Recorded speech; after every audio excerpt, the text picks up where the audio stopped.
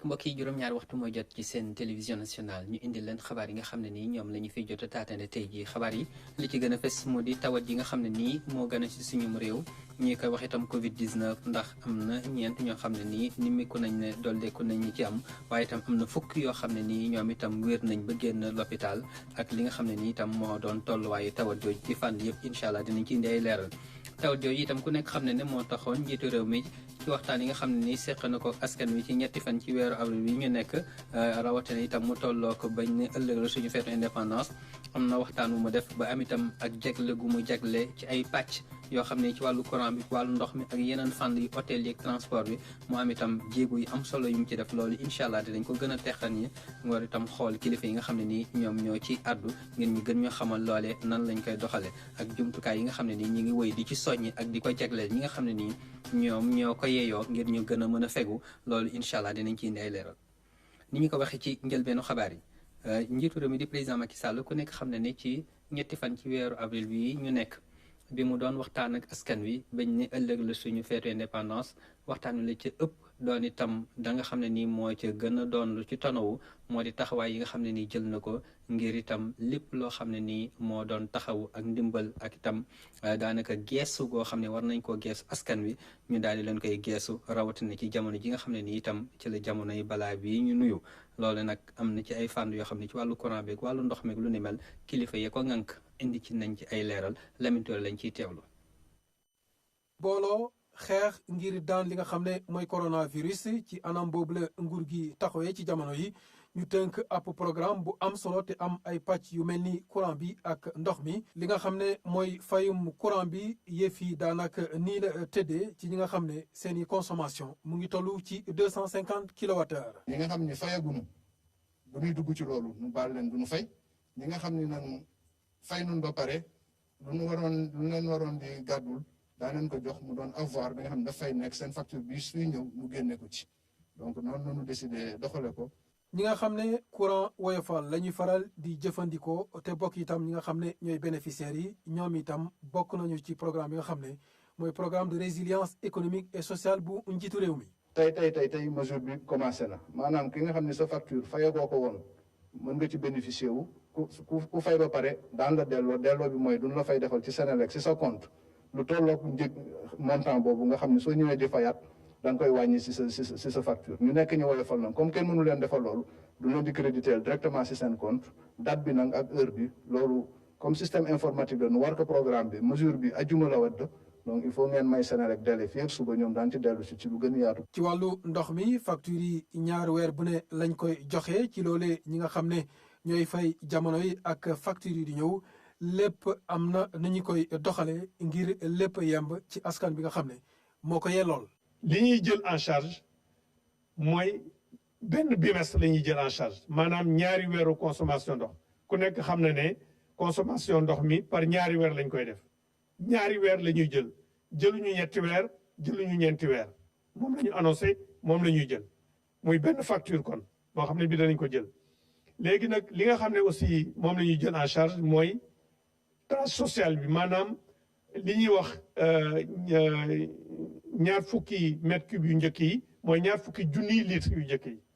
te loolu pour client yëpp lañ koy jëlal en charge pour client yëpp la ñuy jëlal montant boobu. beneen bi nga xam ne aussi moom laay wax mooy ñi nga xam ne fay nañu déjà parce que commencement bi dañ doon wax ñi fay déjà ñu def ko rek ci seen compte noonu suñ demee di fay mais dañoo bëgg mbir mi leer pour ñoom ñi nga xam ne fay nañu déjà du ñu dem di dem seen eau ñu leen di rembourser xaalis loolu amul mais seen facture bii di ñëw li nga xam ne moom la ñu war a fay ci tranche sociale bi dañ koy génne ci facture bi maanaam suñ ne nit ki dafay fay par exemple juróomi junni ñu ne par exemple junni wala ñaari junni lañ ko war a wàññil day gis ne juróomi junni yi wàññi nañu ñaari junni wala wàññi nañu junni bi li ci des moom lay fay loolu lañ koy génnee ci facture bi pour mu leer pour ñoom leer aussi pour ñëpp mais du loo xam ne li da ngay dellu seen o ñu yëkkati xaalis di la ko jox ñi nga xam ne fay nañu ba pare ñi fayagul nag danañu génne avoir bi lii nga war a fay lii lañ la baal lii moo ci des su fekkee ne am na lu ci des ñi nekk ci dëkk yu kaw yi bokk nañ ci li nga xam ne mooy programme de résilience économique et sociale bu président de la république. li nga xamee ne xayma nañu li nga xam ne moom la ñu war a def ci ndox mi ci réewu kaw yi 3 milliards la ak 300 millions donc loolu budget bi am na mais ni ma ko waxee rek mooy ndox mi niñ koy yoree ci réew kaw yi moom moo jafe pour ci lu leer ñu ne dana ñëw ci ki nga xam ne moom lañ koy jox parce que ay Asufor ñoo nekk presque ci forage bu nekk ci dëkk bu nekk te yenn saa yi jumtukaay yi nga xam ne moom la Sen'Eau am pour utiliser moyen informatique tiré ko yenn saa yi ci ay cahier ci ay registre la ñuy suivre ndox yi ci Sénégal yëpp dëkk bu nekk mbëgg koo def donc dafay nekk loo xam ne dafa jafeñ loolu taxoon ñu xalaat ne li am solo rek mooy alal boobu na ñëw ci ndox mi ci milieu rural maanaam su ñëwul ci wàññeeku na ñëw ci tan bu muy indi ci tan bu muy indi ci ndox mi nga xam ne moo nekk milieu rural. dogal yi nag fas yéeneen ko doxal ci anam bu gaaw. jërëjëf Lamine Touré kon teewlu nañ ministre bi nga xam ne moo yor lépp lu jëm ci wàllu courant bi di Amadou Makhtar Cissé ak nattangom bi yor lépp lu jëm ci wàllu itam ndox mi di Serigne Mbaye Thiam ci ni nga xamante ne nii noonu la ñu fas yéene doxale loole doon ndigal lu leen njiitu réew mi jox. njiitu réew mi itam ku nekk xam ne ci wàllu lu ci mel ni hôtel yi ak yeneen fànn yi nga xam ne nii ñoom am nañu ci am naka loru guñ ci loru am na suuxat gu mu fas yéene suuxat leen ak itam koppar yu ñu ca dugal loolu itam na nga xam ne nii noonu la ñu ko gisee ak nan lañ ko war a doxale Aram Ndaw indi na ci ay leeral. li mooy njëkk def mooy santaat encore une fois rafetlu encore une fois de plus mesures yi nga xam ne président de la république jël na ko xew-xew bi mu amee mu nekk jafe-jafe boo xam ne jafe-jafe ñëpp la mu ne naa jël samay mesures naa jël samay disposition jël lu tolloog 1000 milliards ne lii nii kat dama ko war a jàppale askan wi bokk na ci li mu jàppale secteur élevage ci la bokk tey ci tey bi may wax ak yéen rek moom ci boppam jënd luy tolloog 3 milliards ne nañ ko accompagner éleveurs yi pour ñu jënd leen aliment de bétail parce que naam wax na dund askan wi luy tolloog 69 milliards doomu aadama yi ñu jënd leen dund waaye def ne bu ñu fàtte aussi jur gi parce que jur gi tamit ci la bokk te ci suñu économie la bokk kon kooku jàppale na sàmmkat au-delà de ça aussi am na fonds boo xam ne wax naa ko temps yële fonds bi musul weesu 250 millions par an ren jël na luy tolloog 3 milliards def na ko ci donc c'est déjà 6 milliards en plus de cela aussi nee na nañu jël ay fonds jox ko DER pour que DER accompagne financement jigéen ñi ak financement ndaw yi te par rapport à ça aussi waxtaan nañ ko DER nee nañ ils sont dans les dispositions suñu amee li ñu soxla jël luy tolloo 4 milliards ba 5 milliards def ko ci ren ci secteur élevage soo cumulé mën naan luy tolloo 11 milliards def nañ ko pour accompagner le secteur de l'élevage niñ ko defee élevage lañ ko defee ci yeneen secteur yëpp. kon loolu doon kàddu yoo xam ne mi ngi tukkee ci jawriñ ji ñu dénk lépp lu jëm ci wàllu càmm gi di Samba Ndiobène Ka mel na ni Aram Ndaw itam bandam moo teewagul incha allah dinañ ci indi ay leeral li nga xam ne ni itam moom la ñuy wëyal kon moo di jawriñ yi nga xam ne ni moom lañ dénk lépp lu jëm ci wàllu wér-gu-yaram ni mu koy baaxoo di defee bët bu set dina indi ay leeral ci tolluwaayu tawat ji ak ñi nga xam ne ni ñoo ci faju ba wér ak ñi nga xam ne itam ñoo doon ñi doog a am doomu jàngoro ji ak tolluwaay ci lim ñu teewlu ci Abdoulaye Diouf Sarr. tey altine juróom benni fan weeru avril 2020 ministère de la santé et de l'action sociale jot na résultat wu testu tey si juróom-ñeent fukki test ak juróom yu ñu réalisé ñeent ñoo si positif bon nag ñeent ñoo si am jàngoro ji ñett yi ay cas contact yu ñu doon suivre la benn bi moom la ñuy wax transmission communautaire mënaguñ ko lënkalee keneen ñu leen di yëgal tam ne tey fukki patient yu newoon hôpital wér nañu bésu tey bi dañ leen génn hospitalisation ci bés bi ñu yëgal ne donc ñi xamante ne ñi ngi hôpital di faju ñi ngi yëg tan bu baax ci bésu tey bi ba mu dooree léegi ñaar téeméer ak ñaar fukki juróom benn cas moom la ñu déclaré Sénégal ñi ci wér nag juróom-ñeent fukk ak ñaar lañ ñaar ñoo ci génn àdduna kenn ki ñu évacué ko bon nag ci bésu tey bi ñi nekk hôpital ñu leen di faj ñu ngi toll ci téeméer ak fanweer ak benn. Ministère de la santé et de l'action sociale mu ngi ñaan population yi ñu tënku bu baax ci li ñu leen di digal pour que xeex bi contre Covid-19 ñu mën ko gagner ci nu mu gëne. kooku di Abdoulaye Diouf Sarr di jëwriñ ji ñu dénk lépp lu jëm ci wàllu wér-gu-yaram di fàttali ne lu tollook 4 doomu aadama tey ji nimmiku nañ ne am nañu doomu jàngoro ji lu tollook itam fukk ñoom itam faj nañ leen ba ñu wér ci lu yees bokk ak la nga xam ne nii moo ci amoon ci li nga xam ne moo doon tolluwaay yooyu xam ne ne itam njëwriñam gi mu jiite mi ngi dolli di soññe ak a fàttali ci li nga xam ne moo doon ay matuwaay ñu war a sàmmoonteel ngir mën a fegu ci tawat jooju. Gannaaw ku nekk xam ne ne itam tawat jooju bi mu amee am na ay matuwaay yu ñuy jël ci wàllu dem ak dikk bi ba ñu ne yenn dëkk yi am na itam daanaka dem goo xam ne ni daan na doon jàppandi fi mu nekk nii jàppanditul loole nag ba ñu ko joxee ndénkaane li am na ñoo xam ne ñi ngi xëtt ndigal loolu mu doon ñenn ñi nga xam ne dañoo yor seeni oto rawatina itam ñiy dem ak a dikk ci wàllu transport ci ñi nga xam ne itam ñooy yëpp ay nit di am ay yoonu teggi loolu doon loo xam ne nii waa gendarmerie itam am jëflante goo xam ne jëflante nañ ko ak ñoom ba am ñu ngi ci arrêté am itam ay oto yoo xam ne téye nañ leen Moussa Mané àndoon na ci liggéey boobu. ci kaw asamaan si ñu ràññee ci aéronef bu section aérienne bu gendarmerie moom nag day wër oto yi nga xamante ne ñoo nekk di jël àll bi ngir ñu mën a dem ci région yi rawatina ci yenn localité yi mu mel ni renseignement boo xamante ne am na solo bu baax a baax ndax dina tax ba éléments yi nga xamante ne ñoo nekk ci brigade yi daal di déployé wu ci zone yooyu nga xamante ne oto yi fa lañ bëgg a jaar mu mel ni bii brigade bu nekk fii Tivaouane tamit moom taxaw na tem ngir traqué ñi nga xamante ne ñooy nit ñi di jël yoon yooyu. brigade Tivaouane si ndigalu kilifa yi toujours am nañu ay barrage yu ñu tëral si kaw tali bi pour contrôler oto yi wante tamit am nañu patrouille mobile maanaam ñi nga xamante du ñu nekk si kaw tali bi dañu nekk di wër si yoon yu ndaw yi pour mën a intercepter oto yi. loolu nag liggéey boobu moo tax ñu am résultat bu toll nii tey maanaam ñu jàpp lu toll si 2 oto yi nga xam ne dañ doon contourner dispositif maanaam bàyyi yoon bi di daw si tali àll yi quoi nga xamante ni dañu bëgg a jóge fii dem Dakar wala jóge fii dem Darou Moussa wala jóge fii dem Louga. beneen compagnie boo xamante ne moom tamit mu ngi ci wàllu opération boobu mooy compagnie bu Touba mu mel ni liggéey bu am solo la nit ñi nekk di def fii ngir ñu mën a immobiliser oto yi nga xamante ne daanaka nekkuñu di respecter lii di état d'urgence bi. ci noonu man ak capitaine Mouhamadou Diallo bi ci lañ jëlee suñuy disposition maanaam déployer ay éléments ci yoon yi nga xamante ni yëpp fa lañ waroon a jaar pour dem déployer aussi tamit suñu moyens yi nga xamante ni moom lañ am muy oto ay moto lépp pour xeex ak ñoom ci noonu ci lañ amee yenn résultats yi depuis boobu mën naa ni jàpp nañ ci 620 personnes muy juróom benn téeméer ak ñaar fukki nit ci ñooñu juróomi nit ñi dañ leen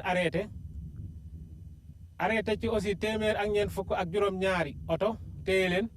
téye ti tamit fanweer ak juróom-ñaari moto. ginnaaw opération boobu nag ki nga xamante ne mooy commandant légion centre ouest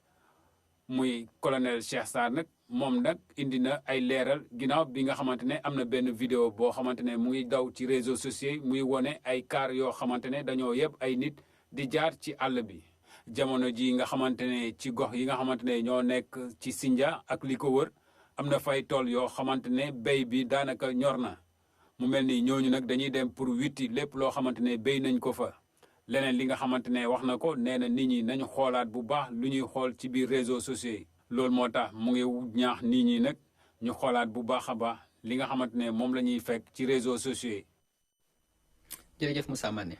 kilifa yi nga xam ne mooy jiite lépp lu jëm ci wàllu wér-gu-yaram di directrice de la santé demoon na fi nga xam ne moo doon kër Ayib nekk ca diwaanu Saloum rawatina itam kër docteur ba fa nekk ndax kër Ayib itam ndéem dafa doon foo xam ne ni selebe yoon la dafa yell moom mu dem sol dàllam dem foofee xool nan la ñuy sàmmanteeg wàllu wér-gu-yaram bi ba kenn bañ a indi tawat ji mbaa kenn itam bañ cee wàllante gën a mën a bañ a yaatu foofee ñu teewli ci Claire Diop ma teew ga nga xam ne ni demoon na ko foofee. raxas sa loxo ak saabu nekk lu ñu war a def donte sax yaay directrice générale de la santé li ni mel di tax ñu mën a xeex ay feebar yu si mel ni coronavirus ñi ngi fii ci kër Ayib nekk diggante Sénégal ak dëkk bii di Gambie file nag bi feebar bi ñëwee ci réew mi ba tey structure de santé yi dañ leen a dooleel rawatina structure de sécurité yi. bi feebar bi ñëwee fekkoon na ñun jëloon nañ suñu matuwaay ba pare léegi nag feebar bi aussi ci ni muy évoluer ñu nit ñi ngi fexe tout le temps di méngoo di méngale suñu xeex ak moom fu mu toll. léegi nag loolu comme dañoo nekk ci frontière boo xamante ni ci diggante Sénégal ak Gambie te mu nekk ñaari réew yoo xamante ni kenn du ci dem bàyyi moroom kon xeex bi tamit dañoo war a fexe mu nekk ñu def ko muy benn. ñëw kii di directrice générale de la santé fii ci Kër Ayib nekk nag loo xamante ni am na lu ko waral. commissaire tey jii lu mu bëgg liggéey bu fekkee boolewuñ ko ñii bu ñu ñëwee sécurité rek lay xool mais gis ngeen sànq li mu seet na sécurité sur le plan global mais seet na sécurité sanitaire loolu tam am solo la parce que fii ñu nekk nii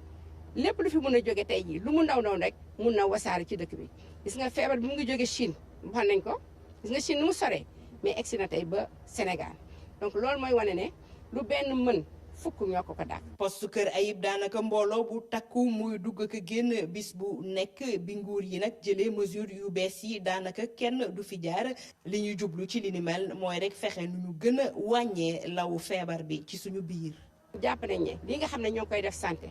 ñëpp ànd seeg ñun administration ñëw dooleel ñu parce que nee naa nag ñoom ñooy représenté borom réew mi ñoom ñooy représenté ministre yëpp buñ ci jàppee boole ko restriction yi nga xam ne mesure du ñuy wax mesure non médicale yi nga xam ne son excellence jël na ko borom dëkk bi yaakaar naa ne xëy na foog nañ ne feneen la saafara bi di jógee mais ñun am nañ yaakaar ne saafara bi dina jóge fii parce que dañoo gëm ne réponse bi c'est une réponse communautaire. lii di multisectorialité nekk lu am doole ci mbir mi ndax kat takk der yi dañ leen dugal ci xeex bi ñoom nag ñu nekk fa ponk bu am solo délégation bi itam dem na ci poste de santé bu Kër Ayib file itam ñu nemmeeku fi ne am na dispositif yu am solo yi nga xamante ni teg nañ ko fi lépp rek ngir waajal képp koo xamante ni dafa am feebar bi di coronavirus. jërëjëf Claire waaye ba tey tàgguwuñu ak yow ndax ñi nga xam ne ñoo doon waa PUMA doon palang boo xam ne ni nguur gi da koo teg ngir mën a indi ay liggéey ak taaral li nga xam ne moo doon yenn dëkkaan yi nga xam ne itam dafa am ay jumtukaay yi ñuy aajowu ñoom làmb nañ seen poos itam am ndimbal loo xam ne ni jagleel nañ ko diwaan bu ci mel ni diwaanu Fatick ak diwaanu Kaffrine ci xeex bi nga xam ne moom la ñuy xeex tawat ji di coronavirus ñu teewlu ci Claire Diop. PUMA du programme d'urgence de modernisation des axes et territoires frontaliers amal don bu am solo moom nag mu génnee koppar gu bari fas yéene ko dugal ci plan de riposte nationale xeex feebar bi di coronavirus loolee ñeel région frontalière yi nekk Sénégal don bi nag mu bokk ci ay raxaskaay loxo ay produits d'hygiène ak équipement ngir rek personnel sanitaire bi ay thermoflash ay lunettes de protection waaye itam ay tentes. ci pandémie bu mel nii frontières yi am nañ ci solo lool ñu garder leen wala ñu renforcer leen ñu sensibiliser population yi ñu dimbali leen sax ñu mën a am accès aussi aux soins wala ñu fagaru pour éviter quand même la propagation de ce virus. gis nañ ne fii aussi région de Fatick macha allah dispositif bi ñu fi jël pour quand même au niveau frontalier xaw na neex baax lool vraiment kontaan nañ ci lool. donc ñun suñu liggéey moo ñëw renforcer leen dimbali leen ci mobilité bi ak yeneen yoo xam ne mesure war nañ ko def incha allah dinañu dem dans d'autres zones foo xam ne sax def nañ fa aussi ay postes de santé. li ni mel nag mu nekk lu ñu rafetlu ci Fatick waaye itam ci Kaffrine. ndimbal yi ñuy am yëpp ci jëm ci loolu am na ñu nga xamante ne ñu ci am solo ñu ngi fii ñu jàppale comité régional de gestion des épidémies mais également comité départementaux yi ñi nga xamante ne préfet yi ñooy diriger comité yooyu au niveau opérationnel pour ñu mettre en œuvre action yu ñu définir maanaam jàppale nit ñi pour ñu gën a am ay jikko yu nga xamante ne dafa baax ci wàllu cet mi waaye aussi dooleel poste de santé yi ak centre de santé yi pour ñu mën a def face. na lu am solo ndax li muy andi dafa fekk ñu soxla woon ko lool ndax buñ ne EPI muy équipement de protection individuelle dañ ci xawoon a manqué le waaye moom bi muy ñëw andil nañ ci lu am solo ak leneen loo xamante ni loolu yëpp dana tax tey jii xeex bi nga xamante ni door nañ ko ak Covid bi ñu mën ci am li ñu bëgg. don yi ñu maye mu nekk loo xamante ni région yi soxla nañ ko lool rawatina ci période bi nga xamante ni feebar bi mu ngay def ay jéye coordonnateur wax ne dinañu joxe itam carburant lépp rek ngir rek yombal dem beeg dikk bi équipe yi ci terrain bi dina mel di rek tax ñu mën a waajal bu baax. jërëjëf Claire ñi ngi ko doon jëñ ci bopp xabaar yi xam nañ ne ci waxtaan wi njiitu réew mi doon amal fàttewu ci ñi nga xam ne ni itam ñooy yëngatu ci wàllu hôtel yi loolee nag Aram Ndaw moom la doon càmbar ba bànn bi doog a jàppandi la nga xam ne nii moom la leen ci taxawoo ak la nga xam ne nii itam moo doon geesu gañ leen ci geesu Aram Ndaw indi na ci ay leeral. amatul rang si buntu hôtel bii du kenn kuy dalalaate su dul Moustapha Kane mi ñu fi amal rendez-vous bésub ñetti fan gi ci weeru avril laata président de la république di def discours am Moustapha Kane mi bokk ci syndicat patron yu hôtel yi di ñu wonale rek ak tekk gu am ci hôtel yu mag yi yu mel ne bii. du teel bi rek mooy naataal la rek bu may indi waaye entreprise boo xam ne tey jii boo xoolee mu ngi doon accueillir travailleurs yi 930 travailleurs xam nga loolu du lu ndaw si mouvement yi capacité hôtel bi 150 boo xoolee restaurant bi amoon na plus de 500 couverts maanaam demoon na bu na accueillir plus de 1000 personnes donc mouvement yi doon am si entreprise bi ëpp na 2000 personnes animation boobu tey jii nga gis ne que silence total moo fi nekk. lu nekk si théorie bi loolu moo nekk si Radisson loolu moo nekk si King Fahd même bu fekkee ñooñu ak Farid am nañu quelques clients yoo xam ne yu fi des yoo xam ne ñenn ñi kenn mënu leen delloo ñenn ñi ay militaires yu fi nekk mais boo demee Salim aussi ba Cap Skirring ba Saint-Louis ba Ziguinchor n'est-ce pas ba Tamba ba Kédougou ba Kolda situation bi benn la. coronavirus gi laal leen lool hôtel yu bëri daal di tëj rek seen i buntu muy perte gu rëy ci ñoom. service yëpp ak activité yëpp muy hébergement muy restauration muy transport muy vente de billets d'avion muy circuit muy yëpp mu ngi toll si 230 000 francs CFA n'est-ce pas loolu mooy impact boo xam ne n'est-ce pas moom lañu xëy na n'est-ce pas avec des chiffres précis. na banque yi aj bor yi na nguur gi génnee koppar ngir jàppale hôtel yi lii doonoon rek seeni jàmbat. situation bi boo xam ne tout est à l'arrêt nit ki muy travailleurs yi leboon banque tey jii amatuñu revenu pour fay n'est-ce pas prêt bu ñu jëloon entreprise yi leboon banque bi pour tabax hôtel yi tey jii amatuñu ay revenu pour fay banque bi mais banque bi tamit war na am aussi moom tamit dal ak xaarandi n'est-ce pas ba situation yi ñëwaat à la normale loolu mooy yoon am nañu yaakaar n'est-ce pas si président comme ni ma ko waxee léegi aussi si pasam ak gis-gisam n'est-ce pas bu sori pour dimbali hôtellerie bi pour mu développer wu. lan la président de la république fas yéene jël ci dogal 20h jot ñëpp daal di teewlu. mes chers compatriotes. président de la république daal di génne dogal yu bari rawatina nag ci ñi nga xam ne ñoom ñoo gën a loru ci bile feebar. li président jël comme dogal secteur boobu mooy par exemple première mesure bi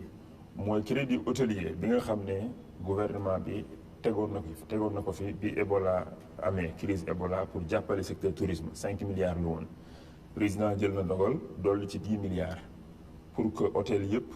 wala ñii di liggéey ci affaire restauration ministère tourisme ak transport aérien am nañ comité bu koy gérer.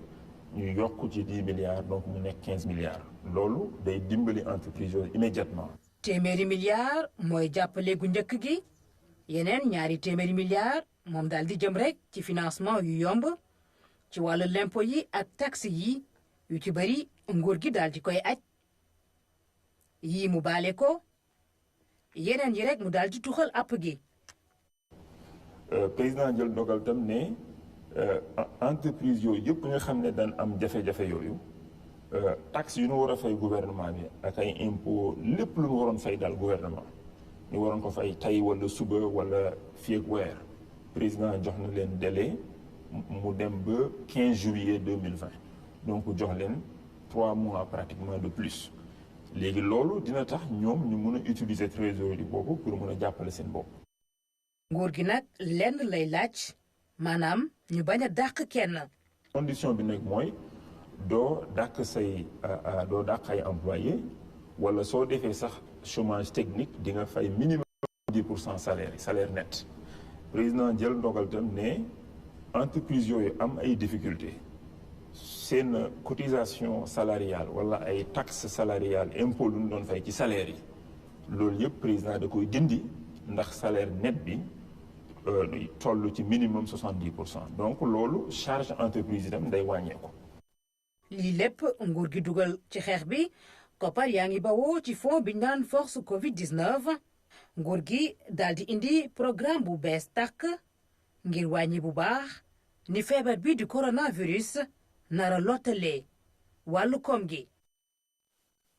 jërëjëf Aram loolu doon loo xam ne ni itam moo tukkee ci wàllu woowu ñu jagleel ko lu jëm ci wàllu hôtel yi ñi nga xam ne itam ñoo nekk ay inspecteurs yu doon yëngu ci wàllu ndaw ñi ñu leen dox inspecteur de la jeunesse ñu nekk ay borom xam-xam yoo xam ne itam dañ ci am taxawaay bu mucc ayib ak ñi nga xam ne ni itam ñoo doon yeneen kilifa yoo xam ne daan nañ yëngatu ci lépp lu jëm ci wàllu itam njàng ak njàngale ak li nga xam ne moo doon diwaanu gox yi rëdd yi ñoom jël nañ itam ay koppar jagleel ko ngir seen kilifa ngir ñu mën a taxawu li nga xam ne nii moo doon xeex bi ñuy xeex tawat jooju di Covid 19 Abbas Sow.